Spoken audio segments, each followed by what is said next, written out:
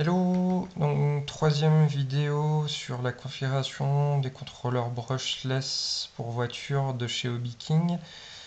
Et donc là, on va s'intéresser à la programmation via la carte dédiée que voici. Donc la carte se présente de la manière suivante. Un affichage, en gros séparé en deux. Partie item, ça permet d'identifier le menu qu'on est en train de changer, ou en tout cas de visualiser sur quel menu on est. Et value, la valeur correspondante au menu.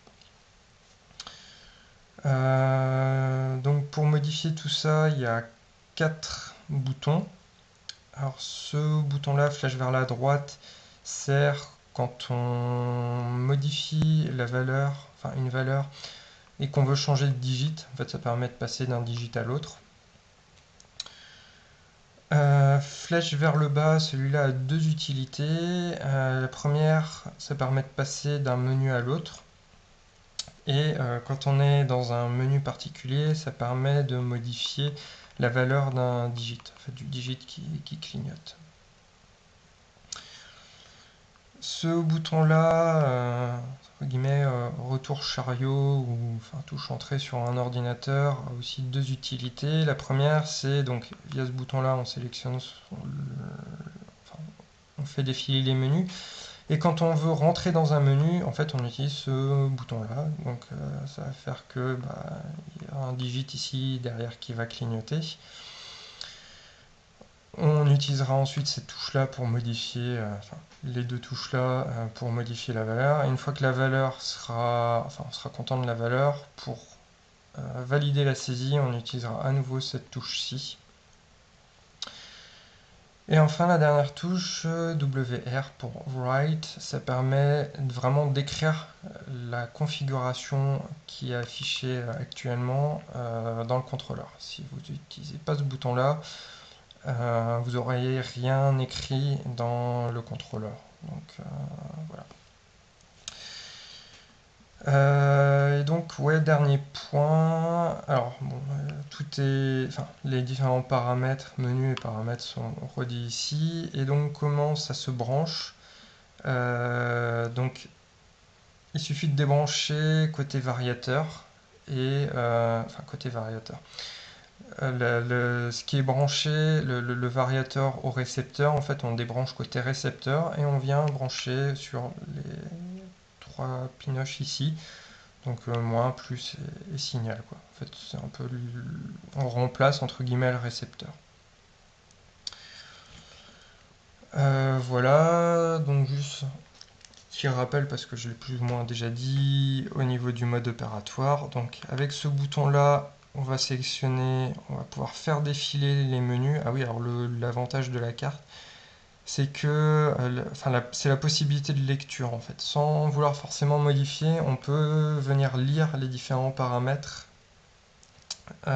configurés, chose que ne permet pas le mode de programmation via les bips. Donc avec cette touche là, on sélectionne le menu qu'on veut modifier. Pour modifier vraiment la valeur, on utilise cette touche là.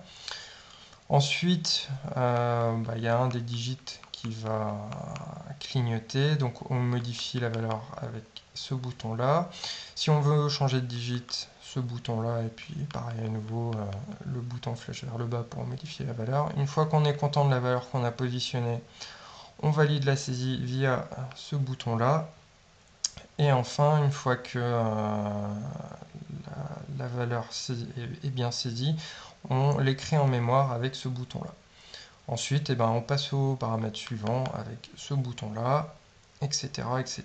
Et à la fin, quand on est content de tous les paramètres, il suffit de couper le contrôleur, on débranche ici, on rebranche à nouveau sur le récepteur, et c'est tout. Alors, moi, ce que j'aime bien faire, au lieu de me lancer tête baissée directement dans la programmation, c'est de prendre un petit papier et mettre les différents menus et quelle valeur je vais positionner. Comme ça, au moment de la programmation, je n'ai pas à me prendre la tête, je suis bêtement ce que j'ai écrit ici. Donc premier paramètre, cutoff voltage, là c'est suivant l'AQ que vous utilisez, le type d'AQ, etc. Là pour la démo, je vais utiliser une batterie plomb en 6 volts. Du coup, moi je vais régler à 5 volts. Voilà, mais bon là c'est chacun qui voit. Deuxième paramètre, start power percentage. Donc là j'avais dit dans la vidéo précédente, moi je conseille de le mettre au minimum pour un démarrage le plus doux possible. La carte permet de régler à 1%, donc je vais mettre à 1%. Hein. Troisième paramètre, advanced timing. Donc comme préconisé, moi je vais mettre à low, donc 1. Paramètre suivant, run mode, donc on a vu marche avant et arrière sans contrainte, donc ce sera le mode 2. Brake force, donc c'est la puissance du freinage quand on est en arrière toute, bon pas forcément très pertinent, moi j'avais dit que je le mettrais à 50%, donc ce sera 1. Drag brake force, c'est la puissance de freinage au neutre. Donc moi je laisserai la valeur par défaut qui sera 0%, donc ce sera 1. Neutral range, c'est la largeur de la bande neutre. Donc 6 ou 8%, moi je mettrais sûrement à 6%, mais bon, c'est chacun qui voit. Initial brake force, c'est la puissance de freinage quand on est en marche arrière normale, hein, pas à fond, mais entre les deux.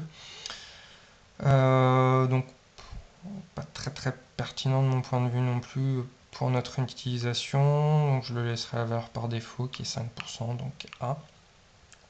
Et dernier paramètre, par contre, lui, très important, reverse force, on a vu à 100% pour avoir une vitesse, autant de vitesse dans un sens en marche avant qu'en marche arrière.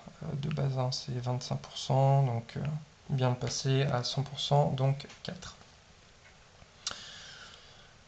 Donc voilà, alors on va passer sur la partie pratique. Alors juste pour vous montrer rapidement ce qu'il en est sans... avec la config par défaut. Donc là j'utilise un AQ au plomb 6 volts. Hein. Voilà, le moteur, le variateur, la radio par ici. On allume la radio.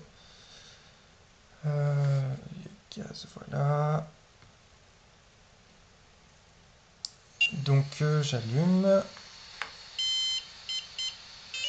Là c'était les bips d'initialisation. Alors si je passe la marche arrière, on peut voir que ça tourne pas vite, hein, puisque c'est bridé à 25% actuellement. Si je passe la marche avant et que je passe la marche arrière, ça marche pas. Il faut vraiment faire un passage au neutre et après la marche arrière s'enclenche. Et enfin, donc ce que j'avais dit, et puis là c'est assez flagrant, et tiens, d'ailleurs il a coupé, c'est que je remets en marche. Si jamais la tension est trop importante, et ça coupe. Et alors, on voit peut-être pas, mais en fait, ça clignote en continu. Et là, il n'y a plus de gaz. Hein. Là, il n'y a plus rien. Alors, pour moi, c'est mon AQ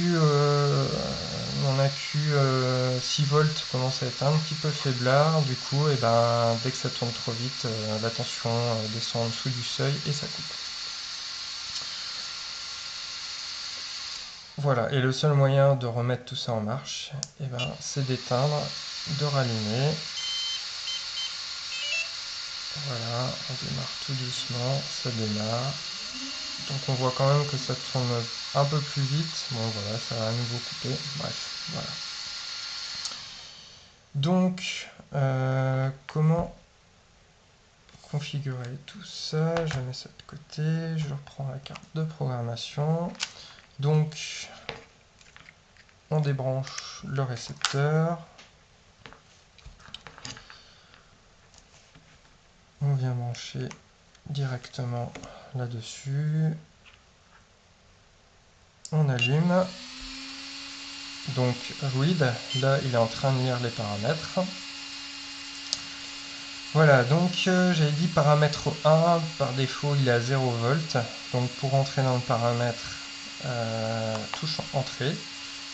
Donc voilà, alors moi j'ai dit que je le mettais à 5 volts. Donc là pour l'instant il est à 0,0 volts. Je passe sur le digit qui m'intéresse. Pour changer la valeur c'est ici. 5 volts, voilà, pour valider ma saisie, je vais là. Bien, ne pas oublier d'appuyer sur le bouton WR, donc on a vu Good qui s'est affiché, voilà. Passage au paramètre suivant, j'avais dit que je mettrais un 1%, donc pour entrer dans le menu, c'est la touche ici. Et 1%, donc on modifie la valeur comme ça, je valide la saisie, je l'écris. Voilà. Paramètre suivant, Advanced Timing. Donc de base, c'est sur Middle. Moi, j'ai dit que je mettais sur Low, donc c'est 1. Donc je vais changer la valeur. Donc, je rentre dans le menu. Je change la valeur, je mets à 1. Voilà, c'est pas très compliqué. Hop, on valide. Good, c'est fait. Menu suivant, c'est Run Mode. Donc juste si je passe derrière, de base il est mis à 3, donc c'est tout 2. Donc c'est pas ça, c'est tout. Donc je rentre dans le menu. J'ai dit 2. Voilà, je valide. Je sauvegarde. Voilà. Paramètre suivant, Break Force. 50%, donc 1, bah, nous il est mis à 100%, 3, bon, bah, je modifie la valeur, hein, hop, voilà, je valide la saisie, j'écris, voilà.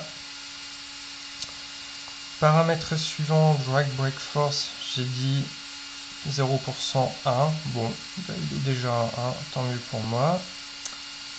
Paramètre suivant de Neutral Range, donc 6 ou 8%, 1 ou 2. Moi par habitude, je mets le minimum, donc 1. Bon là c'est chacun qui fait comme il veut. Good. 8 Initial Break Force, j'ai dit 5%, 1. Bon. Pardon. Voilà, 8 Initial Break Force, 5%, 1, c'est déjà le cas. Et dernier paramètre, Reverse Force, bah, je veux 100%, donc valeur 4, voilà, je valide la saisie, je sauvegarde, voilà. Et donc, si on réappuie à nouveau sur cette touche-là, voilà, ça permet de vérifier les différents paramètres qu'on a mis. Voilà, hein, petite vérif, donc 7, 1, 8, 1, 9, 4, voilà. Donc maintenant, une fois que c'est terminé, on coupe l'alimentation, on débranche, on peut rebrancher sur le récepteur, voilà. Je reprends ma radio, je remets en marche. Voilà. Donc si je mets en marche, tout se passe bien. Si je passe en marche arrière, ça marche directement. On voit que la marche arrière est un peu plus rapide que l'autre fois, enfin la fois précédente. Marche avant, vous voyez, là ça ne coupe plus. Je peux y aller sans problème et ça va autant de marche avant en marche arrière. Voilà. Alors, est-ce qu'on voit sur la vidéo, il y a une petite LED aussi qui dit verte c'est marche avant, rouge c'est marche arrière. Donc voilà. Dernier point aussi, alors là je suis en 6 volts et donc voilà, ça permet un fonctionnement vraiment un démarrage très doux. Ça tourne pas vite, hein. Alors, là en 6 volts avec un moteur de 410 kV, on est à peut-être un tout petit peu plus d'un tour seconde au minimum, mais bon voilà, ça permet vraiment un démarrage très doux. Et alors, dernier point aussi, alors là je coupe, juste ce que je fais c'est que je passe sur un accu 12 volts, enfin un LiPo 3S, hein. Hop, je branche, je mets en marche.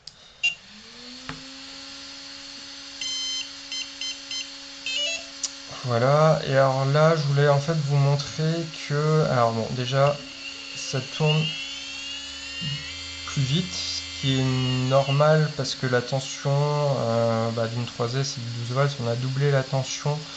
Donc, un petit rappel, hein, le KV, ça permet de définir, on va dire, la vitesse de rotation à vide. Donc vous multipliez le KV par la tension de la batterie, ça vous donne la vitesse de rotation maximale. À vide, hein, après nous, quand il y a une charge derrière, une hélice, ça tourne un peu moins vite, mais bon, on voit quand même que ça tourne beaucoup plus vite, pas de souci, hein, dans un sens ou dans l'autre. Et ce que je voulais vous montrer aussi, c'est que suivant la tension aussi, la vitesse de démarrage n'est pas quand même la même, hein. La vitesse de rotation, je veux dire. Voilà, je peux pas aller